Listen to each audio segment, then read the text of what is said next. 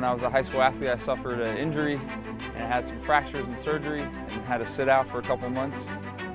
During my rehabilitation, I decided that I would compete more and focus on academics and then competing in bicycles.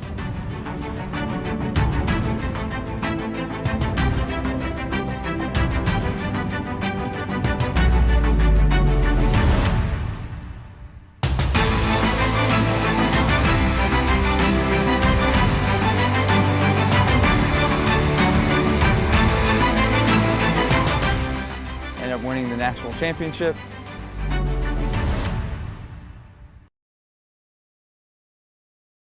I had interest in orthopedics and neurosurgery.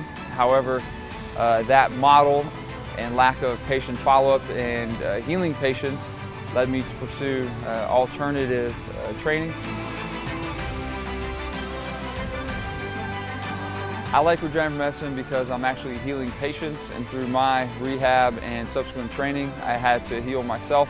And so my injuries launched me into a better position to understand patients' injuries and heal them with long-term functional gains.